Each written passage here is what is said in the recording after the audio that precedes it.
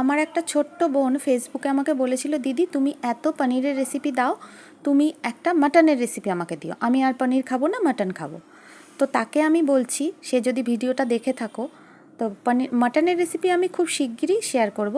আজ আমি তোমার জন্য একটা দেশি মুরগির রেসিপি শেয়ার করলাম, সবার জন্য প্লাস তোমার জন্য।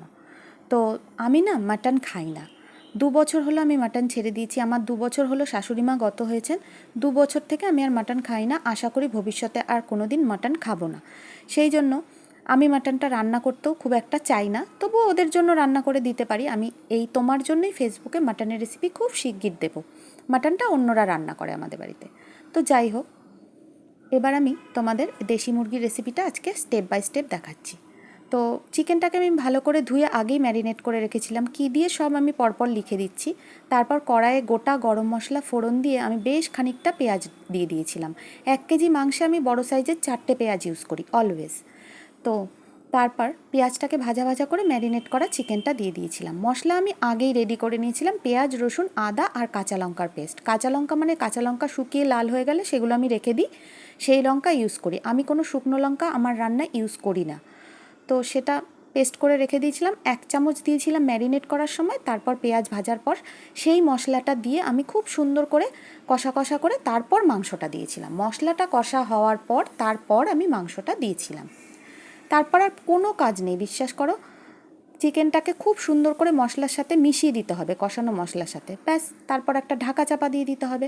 5 মিনিট পর ঢাকাটা খুলে মাঝে মাঝে নাড়াচাড়া করে দিতে হবে। ব্যাস, তারপর তোমার ইচ্ছে মতো তুমি নিজেই বুঝতে পারবে ঢাকাটা খুললে যে কখন চিকেনটা রেডি হয়ে গেছে। তারপর একদম শেষে তুমি দিয়ে দেবে এতে একটু গরম মশলা গুঁড়ো। এই চিকেনে কিন্তু কোনো রকম জল ইউজ করিনি আমি, তোমরাও করো না।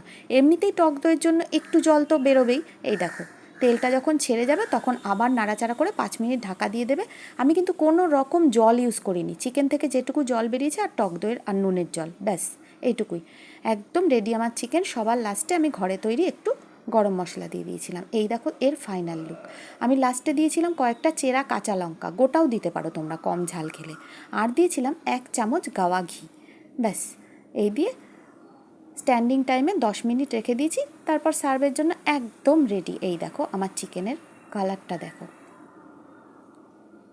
তবে আমি খুব শিগগিরই তোমাদের মাটনের রেসিপিটাও দেবো। হ্যাঁ, আর ভিডিওটা দেখার জন্য তোমাদেরকে অনেক অনেক ধন্যবাদ। আর আমি সব স্ক্রিনে লিখে লিখে দিচ্ছি, তোমরা দেখেও করতে পারবে। আর শোনো, রান্না কিন্তু সবাই করতে পারে, আমি যারা নতুন তাদের জন্যই বলি। আর আমি যেভাবে বানাই সেভাবেই আমি রেসিপিটা দেখিয়েছি। তোমাদের ভিডিওটা কেমন লাগলো আমাকে অবশ্যই একটা কমেন্টে জানাতে ভুলো না। তোমাদের একটা কমেন্ট আমার জন্য ভীষণ জরুরি। আর সবাই খুব ভালো থেকো, সুস্থ থেকো, শুভ সকাল।